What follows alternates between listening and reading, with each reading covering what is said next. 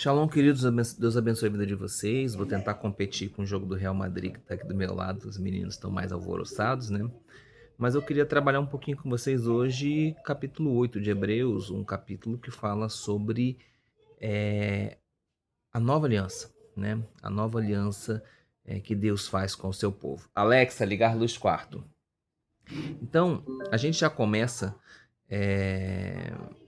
trazendo inicialmente o versículo 2 até o versículo 6, que diz, né, que o fato de existir uma verdadeira tenda do encontro, né, ou um tabernáculo nos céus, que é provado pelas escrituras, quando a gente observa Êxodo 25, 31, Êxodo 25, 35 ao 39, né, isso já existia antes sequer de existir um templo, né.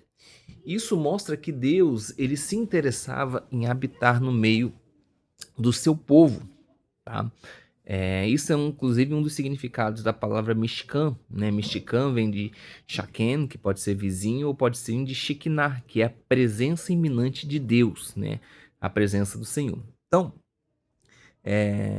Jesus não é simplesmente melhor do que os Kohanim levíticos em si mesmo, conforme é demonstrado no capítulo 7 que nós estudamos, como também a obra dada a Jesus, ela é muito superior à obra deles, né, dos sacerdotes levíticos, uma vez que o lugar no qual eles servem é apenas cópia do original que está no céu. Então os levitas eles trabalhavam em algo que era uma cópia daquilo que existia nos céus, diferente de Jesus, né? Jesus trabalha lá no celestial, né? Então, além disso, a gente tem a questão do termo utilizado, né? Tenda do encontro, né? Que fala a respeito desse contato com Deus, mas também tenda do testemunho, que aponta para o testemunho próprio de Deus quanto à sua própria justiça, né? Então, a gente tem esses elementos já sendo aí prefigurados. Muito bem. Não existe, gente, conflito nenhum entre o sacerdócio levítico, tá? Estabelecido pela Torá de Moisés, né? E com o sacerdócio de Jesus, tá? Então, assim, o sacerdócio de Jesus ele não substitui necessariamente o sacerdócio levítico, porque o sacerdócio levítico ele é dado aos descendentes de Levi. Esse sacerdócio, ele é declarado uma aliança de sacerdócio perpétuo de Deus, por exemplo, com Finéias. Isso a gente vê lá sendo retratado em Números 25, perdão. Então, a aliança com os descendentes de Levi, ela é eterna, tá?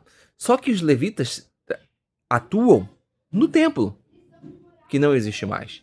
Jesus, ele serve no céu, no templo celestial. Então não há briga entre isso. Um cumpre uma função terrena que não tem mais porque não existe mais o templo, e o outro cumpre lá nos céus, onde o templo existe, onde não é simplesmente uma sombra, né? E sim um tabernáculo real, tá? E a aliança de Jesus é muito superior a deles, assim como a aliança por ele mediada é melhor. Então, literalmente, é tão superior a deles quanto a aliança que é mediada por ele é melhor, tá? Então, Jesus é mediador de uma aliança, que a gente vai ver aqui sendo falada no livro de Jeremias, né? Jeremias 31, ele vai começar a falar a respeito dessa nova aliança dada pelo nosso Senhor.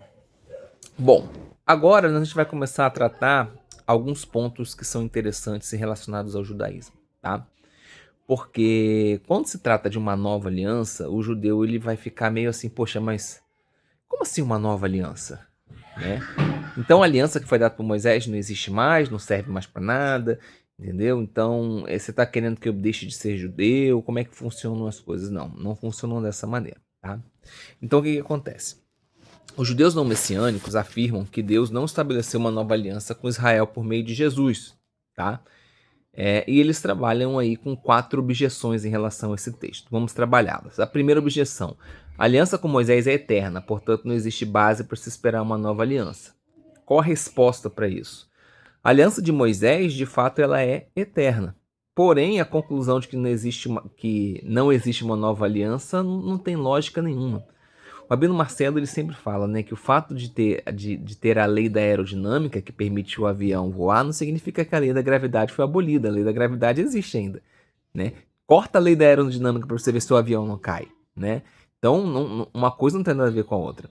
A aliança eterna feita com Abraão não impediu que Deus fizesse uma nova aliança eterna com Moisés, tá?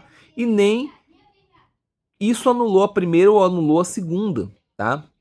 Então, o texto de Jeremias, ele é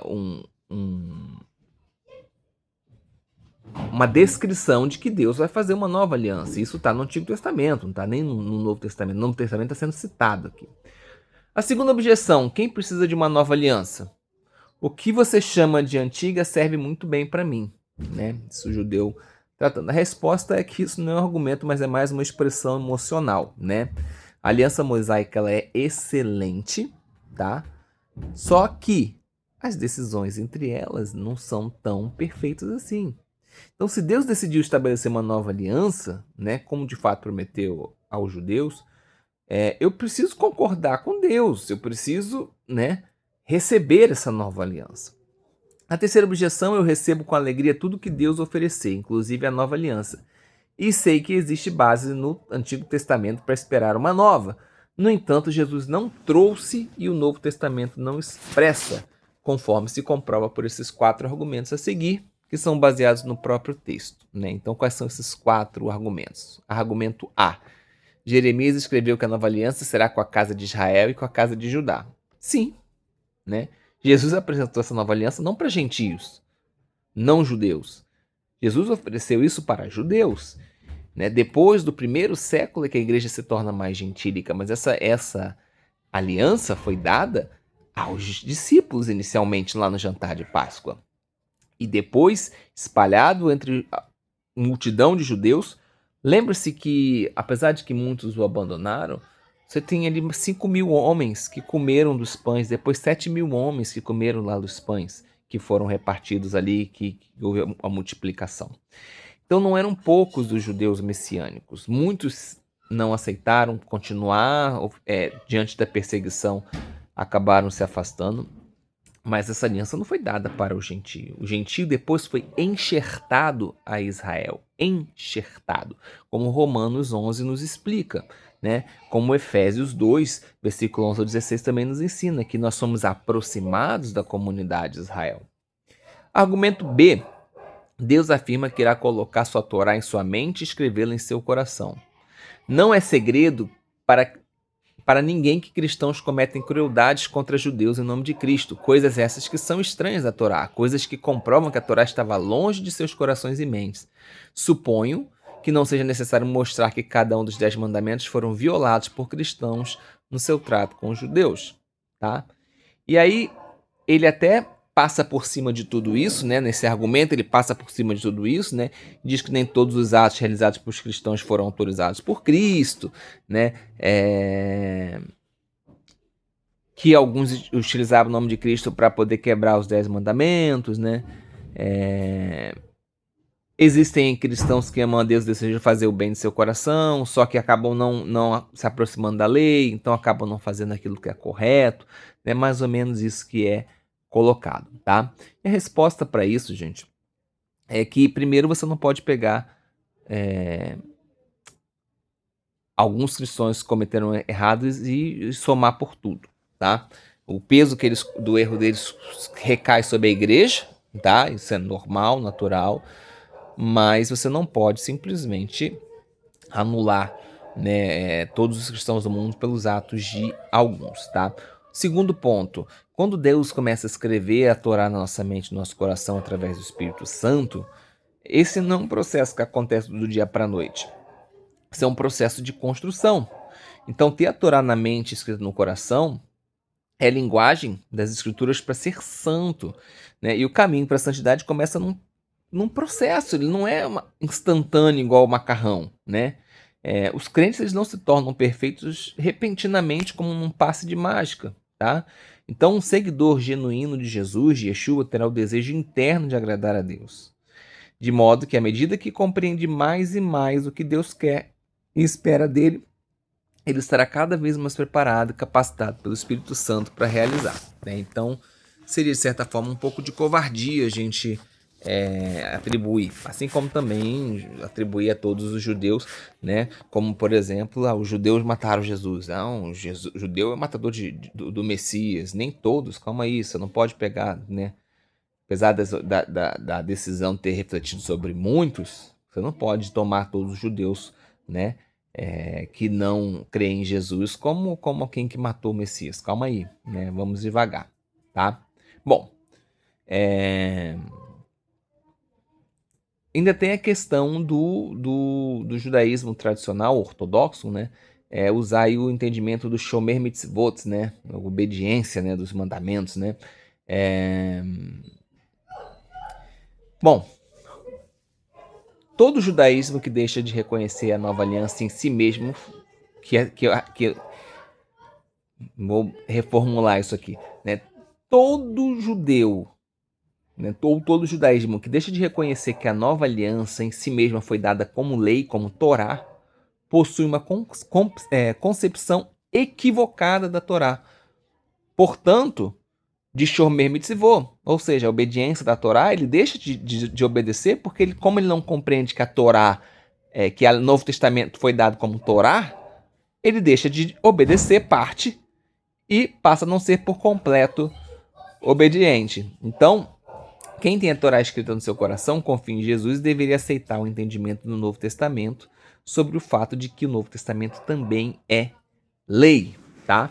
No entanto, cristãos e judeus messiânicos deveriam compreender que todo aquele que está sob a nova aliança precisa observar a lei. Esse é o sentido pleno da frase: porei a minha Torá na sua mente, escreverei em seu coração. Não se trata de uma nova Torá diferente da Torá do Antigo Testamento. É a única Torá que existe, compreendida do Espírito do Messias, do verdadeiro significado da Torá, sustentado pelo Messias. Luke Williams, ele diz o seguinte: as palavras de Deus para Jeremias não são anúncio de uma nova lei, mas sim de um novo princípio de se guardar a lei, segundo o qual Deus perdoa o pecador, escreve a lei em seu coração, põe-se uma nova relação com ele mesmo e se torna conhecido dele. Isso está no Manual of Christian Evidence for Jews, tá? O Manual de Provas Cristãs para Judeus, tá? É da Society for Promotion Christian Knowledge, tá? Bom, já tem mais argumento, né? Nenhum deles ensinará qualquer outro a seu irmão dizendo: conheça Adonai. Se esse é o caso, por que vocês fazem proselitismo? Por que os judeus messiânicos, os judeus que creem em Jesus, ficam tentando fazer com que os judeus que não creem em Jesus aceitem ele, né? Além disso, a condição de que todos me conhecerão, a Deus, permanece não cumprida. Portanto, o que vocês oferecem não é o que Jeremias profetizou, né? Então, esse é o argumento deles e a resposta é assim, né? Como o processo individual de você se tornar santo, o processo social de várias pessoas vir a conhecer Deus também ele é gradual, gente, tá? Então vai chegar o dia que não haverá mais necessidade de que um crente ensine a qualquer outro ou seu irmão. Porém, até que esse dia chegue, e desde que haja alguém que não tenha aceitado a oferta do perdão de Deus mediante Jesus, não existe necessidade de fazer proselitismo, o que significa converter alguém para outra religião, mas de evangelizar, o que significa comunicar as boas novas que Deus providenciou em meio da salvação, aqui e agora, e para certa salvação do povo judeu também. Então, não é questão de se fazer proselitismo, é anunciar as boas novas. Você não tem que converter ninguém a ser evangélico, você não tem que converter ninguém a ser católico, você não tem que converter ninguém a ser judeu. Você tem que converter a pessoa a Cristo. Você tem que trazer a ele as boas novas, tá bom? Ainda temos objeção, mais uma objeção, né? Os comentários do autor, né, de Hebreus denigrem tanto o povo de Israel quanto a aliança de Deus no Monte Sinai. Deus não iria se opor ao seu próprio povo escolhido, à sua própria aliança. Assim, a verdadeira nova aliança não será antissemítica como é este livro de Hebreus, né?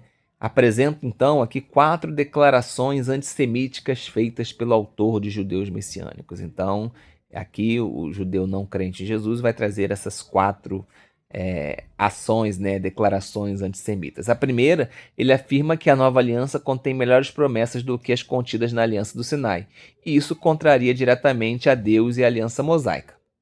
Resposta para isso, essa acusação é falsa, porque está baseada numa distorção do que o autor afirma, tá? Então, você está utilizando o termo inadequado. B, o autor afirma que a primeira aliança era defeituosa. A resposta é que ele não diz isso, tá? Entretanto, a impressão que se faz baseia-se de que é uma má tradução encontrada na maioria das versões, tá? A primeira aliança não é em si mesma defeituosa, tá?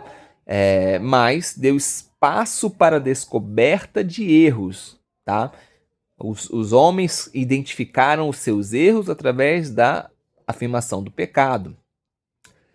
C. O autor declara que Deus encontrou seu próprio povo escolhido, os judeus, em falta, né? Deus encontrou o povo judeu em falta. Bom, essa não é uma crítica séria. Não foi o autor desse livro, mas foi Jeremias, citando Deus, que declarou que os judeus de Israel não permaneceram fiéis à aliança de Deus, né? Então, ao registrar que é Deus quem achou o erro no povo, o autor está apenas relatando o óbvio, tá? Então, briguem com Jeremias, não com o autor de Hebreus, né? E ainda uma quarta acusação, o autor chama a primeira aliança de antiga, passa pelo processo de envelhecimento, está a caminho do desaparecimento. Essa declaração, assim, não só deprecia a aliança mosaica e o Deus que a fez, mas também, como podemos ver 2000 anos depois, é falsa. A aliança mosaica não desapareceu. A resposta é excelente retórica. Nós vamos discutir sobre isso quando nós tratarmos do versículo 13. Então fica aqui, né, essa questão da lei que envelheceu, né, que está antiga para a gente discutir. Bom,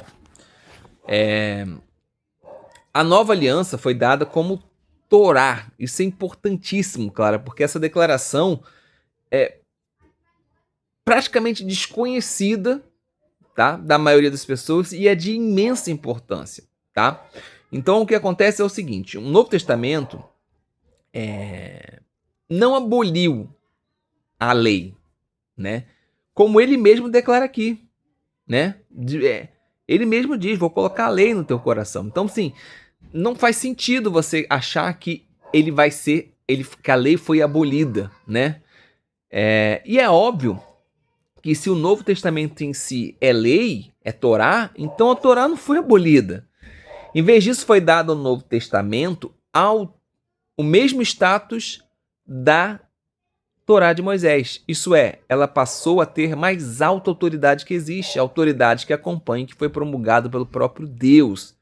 Pode-se dizer que a Torá foi ampliada, ou melhor, que a Torá se tornou ainda mais explícita, mais visual, né, mais tranquila de se enxergar, né? Jesus deu muitos sentidos a alguns mandamentos. Em segundo lugar, a nova aliança, o fato da nova aliança ter sido dada como Torá significa que um judeu não é verdadeiramente leal para com a Torá, ou verdadeiramente leal para com a Torá, não é um judeu que de fato guarda a Torá. Se você não guarda o Novo Testamento, também você guarda o Antigo, você não está guardando a Torá por completo, tá?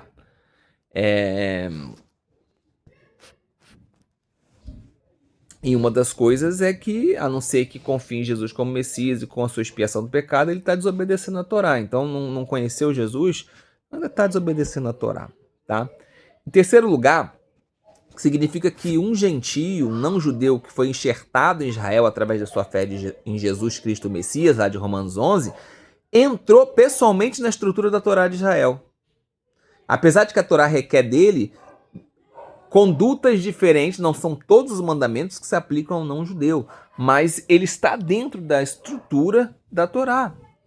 Então, um cristão gentio não deveria jamais pensar em si mesmo como estando livre da lei, como muitos fazem. O fato da nova aliança ter se tornado Torá é totalmente crucial para se compreender o Novo Testamento. Uma rápida olhada no texto grego vai nos trazer alguns insights interessantes, tá? A frase foi dada como Torá, foi uma tradução que o David Stern utiliza na minha versão, né?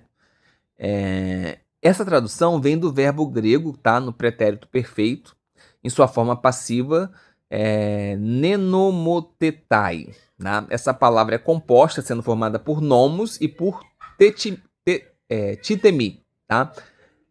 Essa última palavra, titemi, é uma palavra comum que significa colocar, pôr, situar, fazer. Em geral, é isso. Tá? E quando existe num contexto judaico, nomos pode ser traduzido também por lei. Desse modo, nenomotetai, em um contexto não judaico, significa apenas fazer lei. E quando é utilizada em relação ao Senado romano, ao aerópago, tá? Será traduzida adequadamente por legislar, decretar, estabelecer como lei. Entretanto, quando a gente trata por nosso caminho, né, num caminho mais judaico, nós temos nomos usados na Septuaginta constantemente como uma tradução de Torá, tá? Então, considerando que o Novo Testamento foram escritos por judeus, a palavra nomos em qualquer um dos derivados precisam ser sempre verificados, tá? Onde quer que apareça para saber se refere à lei em geral ou pode se referir à Torá em particular. Então, também todas as vezes que o Novo Testamento, ou na Septuaginta, onde aparece a palavra composta relacionada como nenomotetai, ela sempre tem a ver com Torá e nunca a ver com lei. Então, a gente está usando o grego, né? Então, a nova aliança, dito isso, se a gente for usar Mateus 7, se a gente for utilizar... Perdão.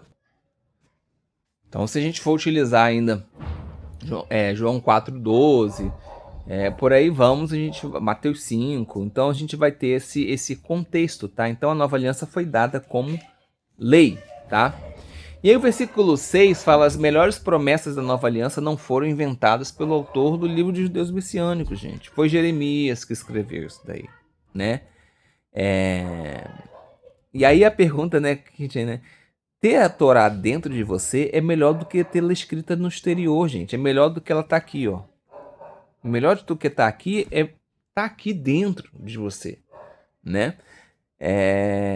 E é melhor ter os pecados perdoados de forma permanente do que apenas temporariamente por um sacrifício de animal. Então, sabe, é fácil da gente entender por que essa aliança é melhor do que a primeira, tá? Ela é perfeita, né? Ela não é uma cobertura. Então, assim, se a primeira aliança, referindo-se àquela que Moisés no Sinai não tivesse espaço para a descoberta dos erros, né? As outras versões vão traduzir isso aqui como se alguma coisa estivesse errado com a primeira aliança em si, tá? Então, por exemplo, se pegar a Erabe, ela vai traduzir da seguinte forma: se aquela primeira aliança tivesse sido sem defeito, tá?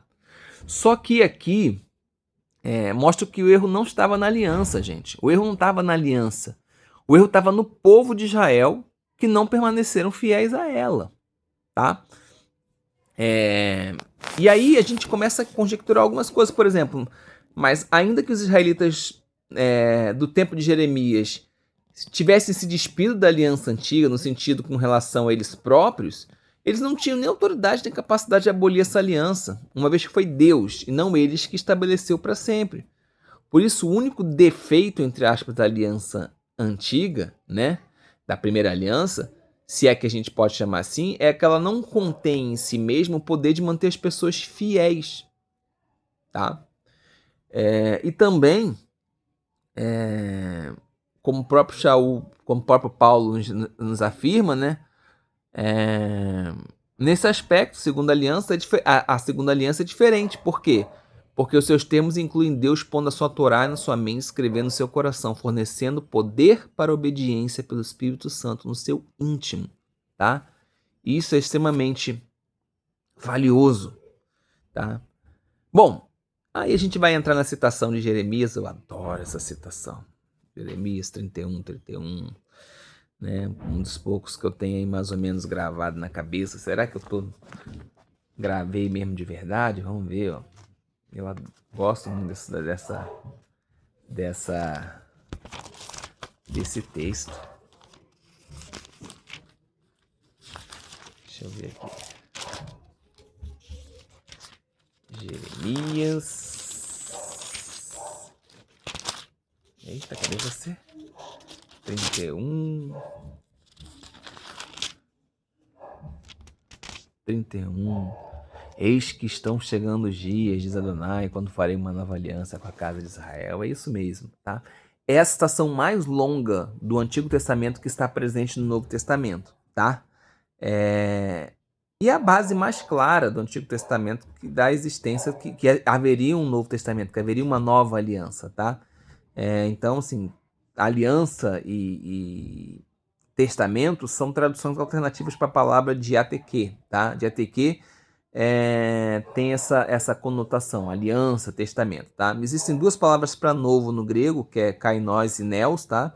Neos é alguma coisa que jamais existiu e kainos vai ter mais um sentido de frescor, de renovação, de que já existia algo pré-existente, tá? E a palavra que é usada no capítulo 8, na expressão nova aliança, é sempre kainos, tá? Então, assim, isso deve ser porque, de maneira muito verdadeira, a nova aliança renova a antiga aliança, tá? É uma melhoria, né? Algo, né? Ainda que o autor explore mais contraste do que similaridade entre elas, ela tem essa conotação de ser uma lei, né? De ser uma continuação da lei, podemos dizer assim, né? E aí Deus diz que serei o Deus deles, eles serão o meu povo, né? Ele falou isso primeiro para Moisés, lá em Êxodo 6, Levítico 26, depois falou para os profetas, Jeremias 32, Ezequiel 11, Ezequiel 37, né?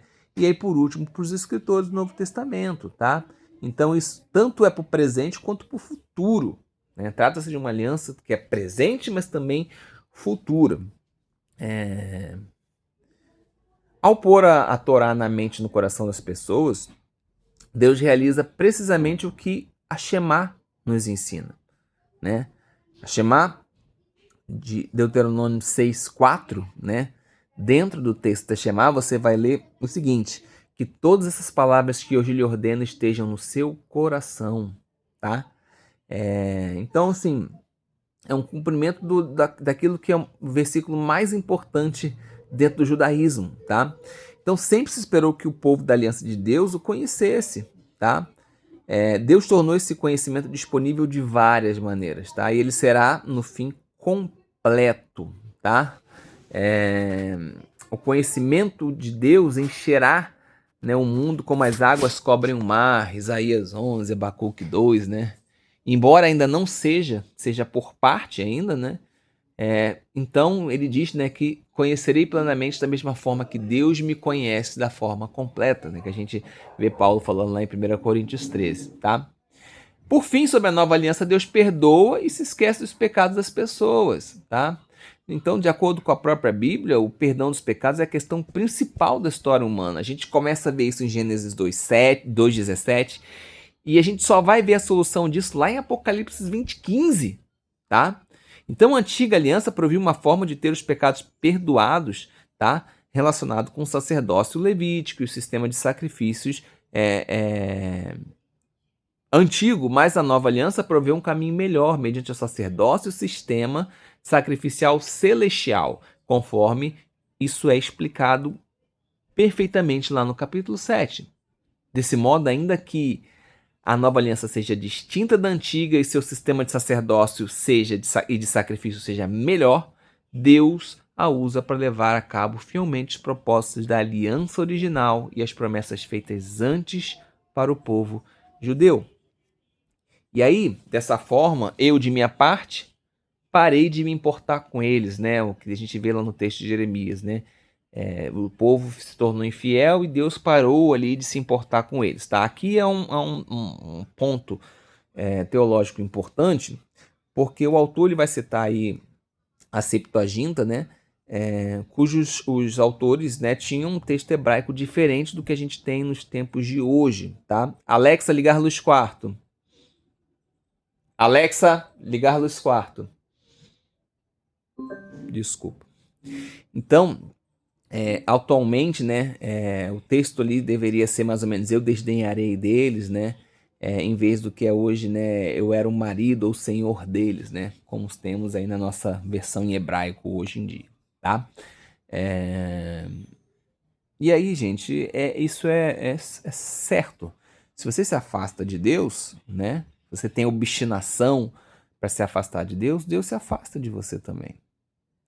E aí eu trago agora a resposta. Lá, lembra que eu falei que a gente veria essa resposta quando chegasse aqui no 13? Então, eu vou voltar aqui um pouquinho, né? O autor chama a primeira aliança de antiga, passa pelo processo de envelhecimento, caminho do desaparecimento. Essa declaração não só deprecia a aliança mosaica e o Deus que fez, mas também, como podemos ver, 2000 anos depois, é falsa. A aliança mosaica não desapareceu. E qual é a resposta para isso, gente? Quando a gente usa o termo nova, ele tornou a primeira aliança antiga. Tá? Então o autor aqui não está criticando, o autor de Hebreus não está criticando a aliança mosaica, mas apenas tornando explícito o que Jeremias deixou implícito, gente. Então Paulo já utilizava essa expressão, antiga aliança. Tá? Então, a aliança mosaica se apresenta como sendo eterna, gente. Tá? Além disso, o próprio contexto demonstra que ela está se referindo ao seu sistema de sacerdócio e sacrifícios. Aqui nós estamos tratando sobre sacerdócio e sacrifício. A gente não está falando sobre toda a lei de Moisés, tá? Então, já que as leis que concernem ao culto constituem-se na sua maioria das prescrições mosaicas, dizer que a antiga aliança está envelhecendo ao ponto de desaparecer não seria nenhuma figura de linguagem própria. Cadê o tabernáculo? Não tinha um tabernáculo antes? Depois o tabernáculo não foi substituído pelo templo de Salomão? Depois não foi substituído lá pelo segundo templo? Né? De Esdras e de Zorobabel? Gente, há quantos anos nós não temos sacrifícios de animais porque o templo não existe? Tá? Então, essas coisas estão envelhecendo. Estão envelhecendo, tá? E aqui, os templos verbais, eles são importantes. A aliança mosaica já se tornou antiga. Porém, ela ainda não envelheceu e, portanto, ainda não desapareceu. Ela está passando pelo processo de envelhecimento e ela está a caminho do desaparecimento total, tá?